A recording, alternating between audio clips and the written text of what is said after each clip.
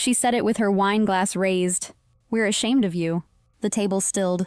Then came the brittle laughter. Forks paused. Eyes shifted. Crystal lights trembled against a silence sharp enough to cut. I didn't flinch. "My name is Norah Hart, and I've heard that tone my whole life." The too red lipstick. The too tight smile. The same expression she wore the night she said I'd never become anything. But tonight felt different. Tonight, something in me had finally stopped bending. This time I wasn't a child anymore. This time I was ready. Before we continue, tell me where you're watching from. City, state, or country. And one detail about your setup. Here on Echoes of Life, we love knowing who's sharing this moment with us. When I was 8, I drew her in crayon. Bright smile, brown hair, a gold star on her shirt. I wrote my hero under it. I taped it crooked on the fridge. She left it overnight. By morning, it was gone. She tossed it out. "It was crooked," she said. That was my first lesson in shame. My brother's medals stayed. My sister's ribbons stayed. Everything of mine disappeared. Quietly, efficiently, like it embarrassed her to look at me. Growing up, praise lived in other rooms. I learned to survive without it. She called it tough love. But it felt more like conditioning. Training me to shrink. Training me to stay small. When I earned my scholarship, she said I was lucky. When I bought my first apartment, she said don't show off. When my startup collapsed, she didn't hug me. She said, "I told you this would happen." Her voice was always ready for my failure, almost eager. But the worst moment came later. A family gathering. Crowded kitchen. Clinking glasses. I passed the hallway and heard her whisper. "She embarrasses us," she told my aunt. "She thinks she's better than everyone, but look at her." They laughed. Not loudly. Just enough to bruise. I stood there holding a bowl of salad, pretending it didn't matter. Pretending I didn't hear. But something cracked. A quiet, irreversible split. The kind you don't fix with apologies. After that night, I changed. Not loudly, not dramatically, but deliberately. If she wanted a villain, I would give her truth instead. Because the next time she tried to humiliate me, I promised myself she wouldn't walk away untouched. I didn't confront her right away. Anger wasn't useful. Silence was. Silence gave me space to think, to study her, to understand the cracks in her perfect image. My mother loved control. Holiday seating charts, color-coded menus, photo angles rehearsed like choreography. She thrived on admiration. Validation was her oxygen, and nothing terrified her more than losing it. So I watched. Carefully, quietly. I listened to her little stories. The polished ones she told guests. The ones where she always looked wise, strong, untouchable. I counted the lies. I counted the omissions. I counted the moments she used humiliation to keep her throne. Meanwhile, I rebuilt myself. Not dramatically. Not publicly. Just steadily, day after day. I worked nights. Freelanced weekends. Learned more than any degree could teach me. My startup failed once. Then twice. But failure felt familiar. Almost comfortable. I grew inside it. Shaped myself inside it. Quiet progress is still progress. And mine finally sharpened into something real. I moved into a small apartment. No help from anyone. No congratulations. No applause. But it was mine. A door I locked myself. A space where her voice couldn't reach me. Then came Christmas. Her favorite holiday performance. The tree perfect. The ornaments symmetrical. The food curated like an exhibit. Every detail crafted to show the world her perfect family. Except I didn't arrive on time. I arrived late. Very late. On purpose. She hated that. Her smile tightened instantly. The room shifted. My siblings watched me like I'd carried a storm inside. She leaned in with false sweetness. "You look tired," she said. Meaning, "You look terrible." I smiled. "It's been a productive year." Meaning, "You know nothing about my life." She bragged about my brother's promotion, my sister's engagement, then turned toward me with a grin sharpened by wine. "And you?" she said. "Still chasing those little projects?" I didn't answer. Silence unsettled her. She depended on my reactions, on my shrinking, on the version of me she spent years sculpting.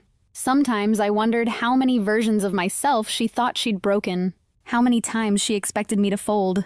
But every quiet night alone built something steadier in me. A spine she never noticed, a strength she never meant to raise. But this year, I didn't shrink. I simply watched her performance unravel, slowly, piece by piece, because I wasn't the fragile child she trained. I was the woman she didn't see coming. If this happened to you, what would your heart choose? Comment 1 if you'd stay quiet to avoid another fight. Comment 2 if you'd finally speak the truth, even if it shakes the room. Echoes of Life is listening. Christmas dinner always started the same way. Her rules, her stories, her spotlight. But that night, something in the air felt brittle, like everyone sensed a storm coming. But no one dared name it. She poured more wine. Her laugh grew louder, sharper. She went around the table praising achievements that weren't hers. My brother's promotion, my sister's engagement, the new boat my uncle financed. Every compliment sounded like currency she wanted credit for. Then her eyes landed on me. Bright, hungry, mean. "And you?" she said, swirling her glass. "Still chasing those little projects?" The table chuckled. A safe, obedient chuckle. She thrived on that sound. I didn't respond. Silence again. My sharpest tool. She hated that. So she pushed harder. "You know," she said, tapping her glass, "we're proud of our successful kids. But you," she let the pause stretch, milk the tension. "You're harder to explain." The room tightened. I breathed slowly, calm, measured, waiting. She leaned back in her chair, drunk on control, not wine. "We love you," she said loudly, "but honestly, we're ashamed of you." Laughter scattered across the table like broken glass. Tiny, obedient shards. And in that moment, she thought she'd won. I stood, slowly. The napkin slid from my lap. The room went still. Forks hovered midair. My mother blinked, thrown off by my lack of collapse. "You want honesty?" I said softly. "Let's try it for once." Her smile twitched. "Sit down, Norah. You're overreacting." "No," I said. "Not this time." My voice didn't rise. It didn't need to. Truth carried its own gravity. "You spent years polishing your image," I began. "Perfect mother. Perfect family. Perfect Christmas. But perfection doesn't leave bruises you can't see.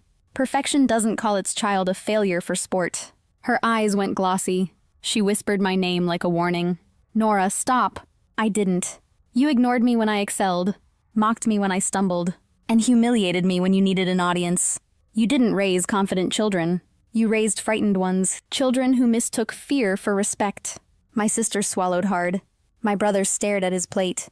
Years of silence tightening around their throats. I stepped closer. "You said you're ashamed of me, but the truth is simple." The table waited, frozen, breathless. "I stopped being ashamed of you a long time ago." A tear slipped down her cheek. Real, raw, undeniable. She tried to speak, but her voice cracked. The wine glass trembled in her hand. And for the first time in her life, she had no script. I wasn't breaking the family. I was exposing the cracks she'd painted gold. I didn't wait for permission. I didn't wait for her defense. I simply placed my napkin on the table. Slow, deliberate, final. No one spoke, not even her. The room felt hollow, like everyone suddenly realized how fragile the hierarchy had always been. Her face cracked under the weight of silence. Tears smudged her mascara. She whispered my name again, smaller this time, almost human. I walked out without slamming the door. Control didn't need noise. Control had its own quiet. My phone buzzed before I reached my car. Her name flashed. Then again. And again. I let it ring until the cold seeped through my coat. Later that night, she texted, "You humiliated me." Just those 3 words. No apology. No reflection. Just accusation wrapped in self-pity. I didn't reply. 2 days passed. Then came the second wave. "My heart hurts," she wrote. "You didn't have to do that." Still no ownership. Still no truth. I left it unread. By the end of the week, her texts blurred into pleas. Then guilt. Then silence. On the 8th day, my brother called. He rarely called unless someone needed something. "Answer," he said immediately, breathless. "She won't stop crying." His voice cracked like he didn't recognize the woman at home. "She keeps asking what she did. She said you hate her now." I stared out the window, watching snow drift across the streetlights. "I don't hate her," I said. "I just stopped protecting her story." He didn't know how to respond. He'd never heard me speak like that. He muttered something about family, about forgiveness, about keeping the peace. Words we were all trained to obey. But I wasn't trained anymore. I wasn't 8. And I wasn't afraid. A week later, she tried one more time. Her voice was small over the phone. "Norah, can we talk?" Her tone wasn't sharp or superior. It was unsure, unsteady. The voice of someone who finally realized fear doesn't equal love. I let her speak. She rambled through excuses. half apologies, stories she'd polished for decades. But her words collapsed under their own weight. She couldn't hide behind them anymore. When she finally grew quiet, I said, "I didn't hurt you. You hurt yourself when you made cruelty a habit." She sobbed softly. Not theatrically. Not for an audience. Just a woman confronting the truth she'd avoided. Maybe for the first time. I didn't comfort her.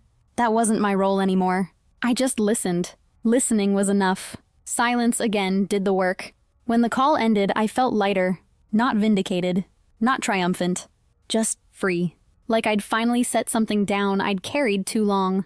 She lost her script that night. But I found my voice. Winter moved on without ceremony. Days softened. Nights felt quieter. And the silence that once hurt now felt earned. I wasn't avoiding my family. I was choosing myself. A choice I never knew I was allowed to make. She sent a few messages afterward. Short ones. Gentler ones. No demands. No guilt. Just small attempts at honesty. Attempts she never made before. I didn't rush to forgive her. Forgiveness isn't a performance. It's a boundary you grow into. Some days I replied. Some days I didn't. Both were valid. Both were mine. My siblings stayed distant at first. Habit is hard to unlearn. But slowly they reached out. Tentative texts. Awkward check-ins. Little signs that the old script was fading. Maybe they were tired of fear too. Maybe we all were. I wasn't rebuilding a family. I was rebuilding myself around the truth. The truth that love isn't obedience. And respect isn't silence. And parents aren't gods. They're human. Flawed. Fragile. Often repeating the harm they never healed. One evening, snow fell in soft sheets. I sat by the window with tea. No noise. No tension. Just peace. A peace I carved myself. Piece by piece. Choice by choice. She still sets a place for me at Christmas. I know that now. My brother told me. Sometimes she stares at it too long. Sometimes she cries. That's her work, not mine. My healing doesn't depend on her recognition. It depends on my boundaries. And I finally have them. I didn't break the family. I broke the cycle. If this story resonated with you, please like the video. Share it with someone who needs strength tonight. And subscribe to Echoes of Life for the next story.